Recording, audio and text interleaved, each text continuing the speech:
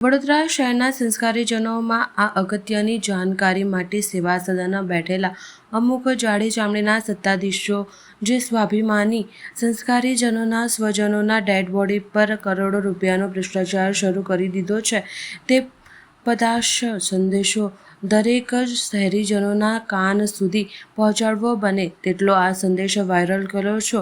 આપ સહુને વડોદરાની ગરિમા માટે લાગણી છે તો આ લડાઈમાં મારો સાથ આપો અને આ લડાઈમાં હું નિષ્ફળ રહ્યો તો હું સમાજ સેવકમાંથી મુક્તિ મેળવીશ, કારણ કે મારે ચૂંટણી નથી લડવી। મને સમજી શકાય તો વંદન અને ના સમજાય તો વિશેષ અભિનંદન। જય માતાજી, જય મા કરણી।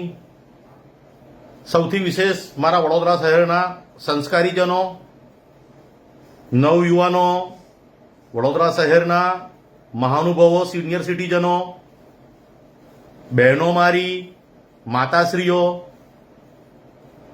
આજનો આ વિશેષ સંદેશો ખાસ કરીને હર હંમેશ મને સાથ આપનાર મારા મીડિયા કર્મચારીઓ, વડોદરાનો અવાજ તરીકે આપશ્રીએ મને બિરુદ આપ્યું અને હર હંમેશ મારી સાથે રહેનાર તમામ મીડિયા કર્મચારીઓ, હું એક વિશેષ અહેવાલ લઈને આવેલો છું જે ગઈકાલે મારી પાસે ડેટા આવ્યો અને તમે આ ડેટા એટલા માટે નોંધ કરજો કારણ કે આપણે વડોદરા શહેરના સૌથી વધારે મધ્યમ વર્ગ અને ગરીબ વર્ગ આપણે એ પરિવારમાંથી છે કે રાત્રે જો ખીચડી વધી જાય ને તો સવારે આપણે એને વઘારીને ખાઈએ છીએ। રાતની વાસી રોટલી આપણે ફેંકતા નથી। આપણે કર કંજુસાઈથી જીવનારા લોકો છે પણ સ્વાભિમાની છે। આપણે સ્વાભિમાન ભેર જીવીએ છીએ અને ગરીબમાં ગરીબ વ્યક્તિ હોય એ પોતાના સ્વજનના મૃત્યુ પછી જ્યારે એ 1 લાખ રૂપિયા ક્રિયાકાંડની અંદર જો વાપરવાની તૈયારી રાખતો હોય, નાનામાં નાનો વ્યક્તિ જો 1 લાખથી 2 લાખ રૂપિયા હોસ્પિટલમાં ખર્ચવાની તૈયારી રાખતો હોય અને આજે આપણા સ્વજનના મળદા ઉપર જો કરોડોના કૌભાંડ થતા હોય અને જ્યારે હું નિસ્વાર્થ મારા વડોદરા શહેરનું ઋણ ચૂકતે કરવા માટે જ્યારે હું લડત આપતો હોય અને આપ સમક્ષ તથ્ય ને સત્ય આંકડાકીય જ્યારે વડોદરા શહેરના દરેક સંસ્કારીજનોને હું સચેત કરતો હોય અને હું માનનીય આદરણીય મારા વડાપ્રધાન શ્રી નરેન્દ્રભાઈ દામોદરદાસ મોદી જે મારું આદર્શ છે, જેને હું નહીં વડોદરાના લાખો લોકો જેમને દિલથી પ્રેમ કરે છે, જેમની પર આંધળો ભરોસો કરે છે, જો આ લોકો સુવર ચામડીઓ આજે આપણા સ્વજનોના મળદા ઉપર પણ કરોડો રૂપિયા કમાવાનો કૌભાંડ કરી રહ્યા છે અને સરવાળે શું આપી રહ્યા છે વડોદરાને કે અમે પર ડેડ બોડીએ 7 થી 7.5 રૂપિયા ચૂકતે કરીશું। વડોદરાના શહેરના કોઈએ પૈસા આપવાના નહીં આવે તો ભાઈ તમે ક્યાંથી પૈસા લાવવાના છો? તમે વડોદરા શહેરના ટેક્સના પૈસામાંથી એ તમે કૌભાંડો કરવાના છો અને તમે એ વડોદરાની સંસ્કારી જનતા પર એહસાન કરવાના છો। તમે જુઠ્ઠા તો છો પણ સફેદ જુઠ્ઠો અમે મોદીજીના પ્રેમમાં તમને સાંભળ્યા, સહન કર્યા। આજે આપણી પાસે એક ડેટા આવ્યો ખાસવાડી સ્મશાનનો, ખાલી ખાસવાડી સ્મશાનનો અંદાજિત મૃત્યુ આંક 50 થી 75, મેક્સિમમ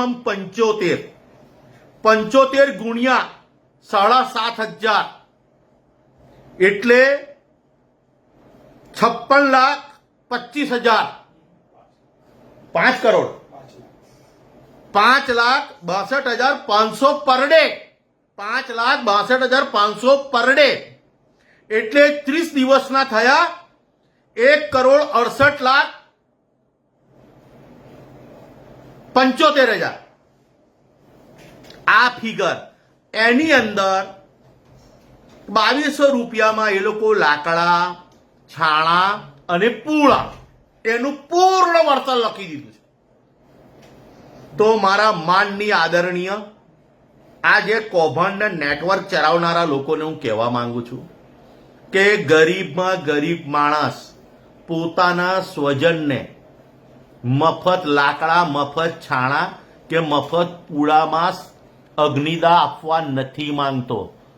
વડોદરાની પ્રજા કોઈ દિવસ બિચારી નથી બની.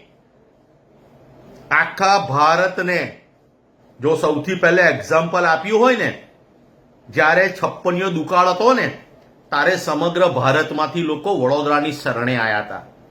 તારે વડોદરા શહેરના ગાયકવાડ સમયમાં અનાજના ભંડારો ભરપૂર હતા અને એ પૂર પીડિતો જે આવ્યા હતા તે સમયે જે આપણને સૂકો દુકાળ પડ્યો હતો ત્યારે આ આજવા સરોવર ખોદાયું હતું અને એ સમયે પ્લેગ રોગ ફેલાયો હતો અને આજે પણ એ આજવાની જે દિવાલ છે ને એમાં એ મૃતુકા છે.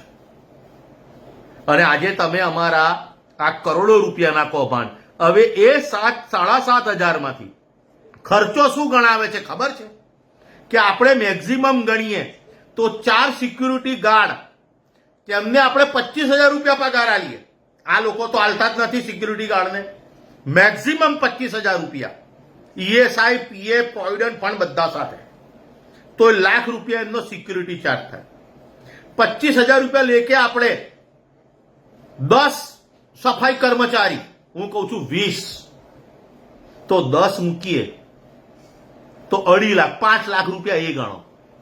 તમે વિચારો મેક્સિમમમાં મેક્સિમમ ખાસ વાળી સ્મશાનનું સફાઈ સિક્યુરિટીનો ખર્ચ 5 થી 7 લાખ રૂપિયા.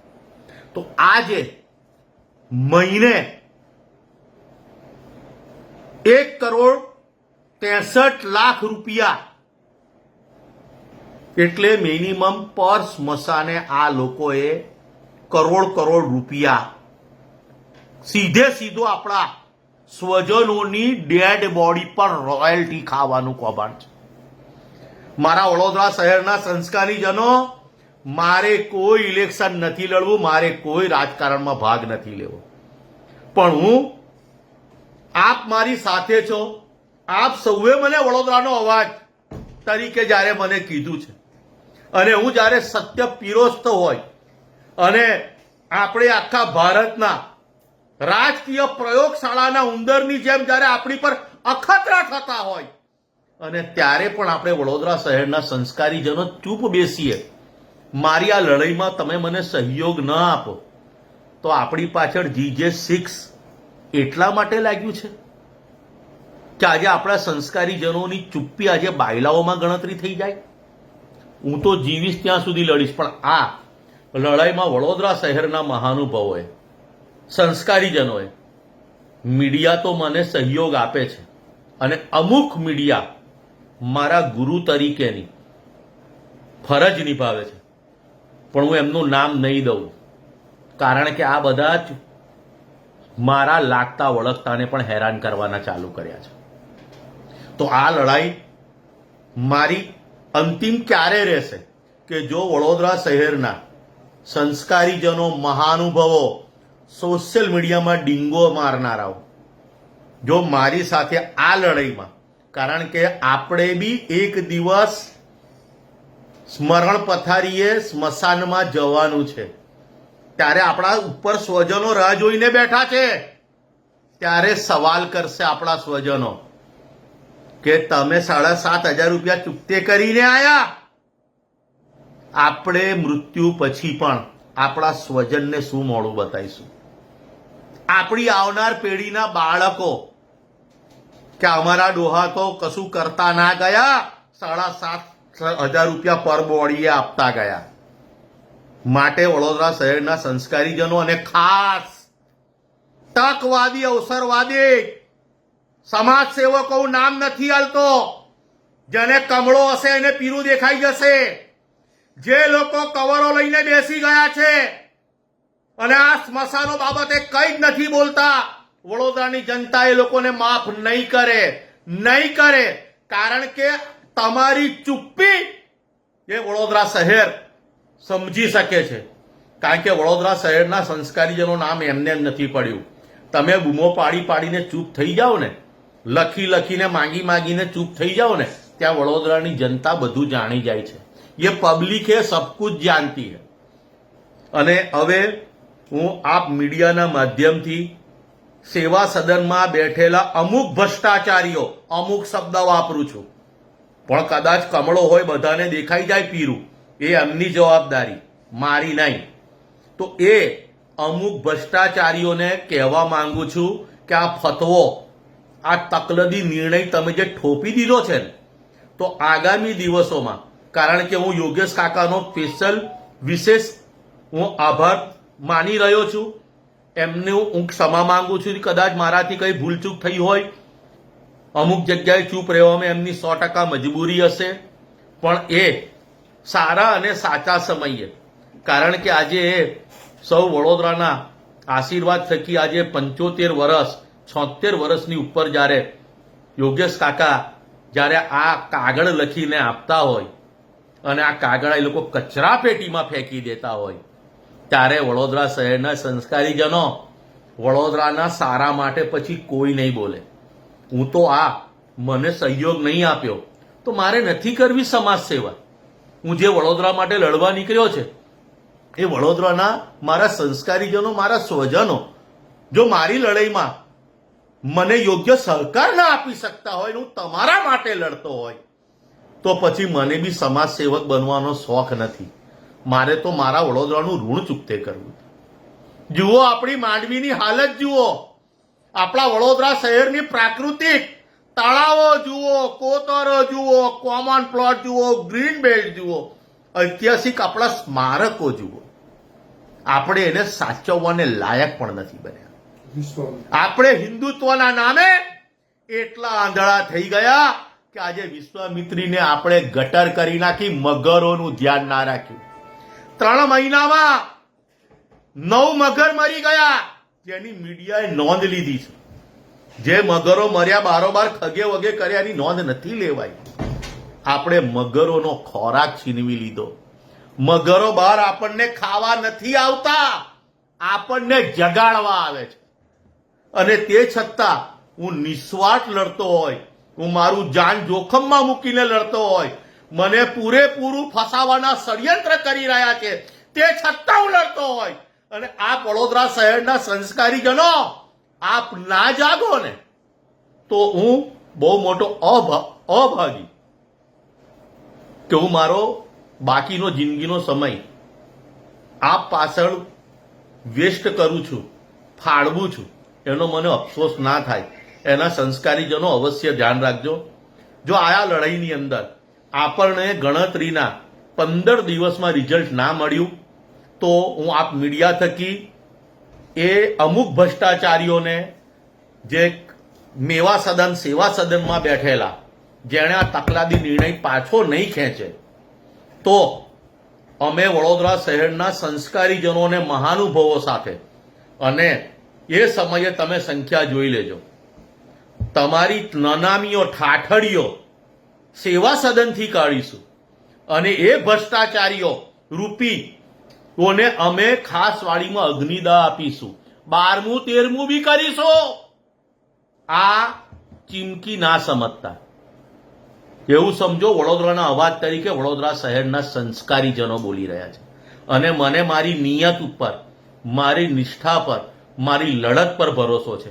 જો મારી નિયત વડોદરા માટે સાચી છે, મારા મૃતક સ્વજનો માટે સાચી છે, અને તમને ખાસ કહી દઉં, ડેડ બોડીએ દફન, ડેડ બોડી બી પૈસા ચૂકવવાના છે.